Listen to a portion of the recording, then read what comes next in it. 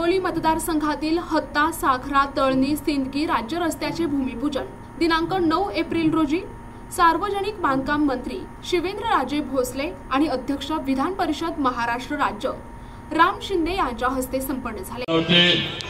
आपले मी ज्यावेळेला पहिल्यांदा निवडून आलो गोगेसाहेब त्यावेळेला आमदार होते माझ्याबरोबर। आम्ही म्हणजे माझी पहिली टर्म आणि ते होते, मला आठवते त्या फक्त मी त्यावेळेला राष्ट्रवादीत होतो, ते भाजपमध्ये त्यावेळेला बरोबर ना शिवसेनेमध्ये होते, त्यामुळे थोडं आम्ही समोरासमोर असायचो, पण आमचं काही तसं भांडण कुठे तिथं झालं नाही।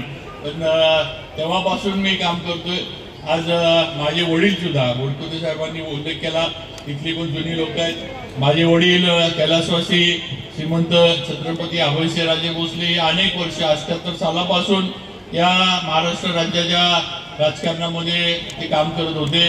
मंत्री म्हणून अनेक वर्ष सहकार मंत्री म्हणून त्यांनी काम केलं आणि आपल्या या विभागामध्ये अनेकांशी त्यांचे घनिष्ठ म्हणजे मैत्रीचे चांगले जवळीकीचे संबंध होते, ही वस्तुस्थिती आहे।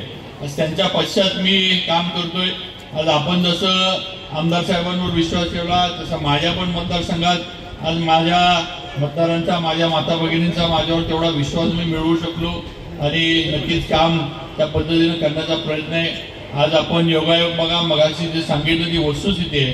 आज मी छत्रपतींच्या घराण्यातलं आमची आता 13वी पिढी आहे आणि याच ठिकाणी स्टेजवर ज्या पुण्यश्लोक राजमाता अहिल्यादेवींनी म्हणजे छत्रपतींनी स्वराज्याची सुरुवात करून दिली आणि ते पुढे चालवण्याचं काम अहिल्यादेवींनी केलं, ही वस्तुस्थिती आहे। त्यांनी सुद्धा जिथं जिथं आपली धार्मिक स्थळं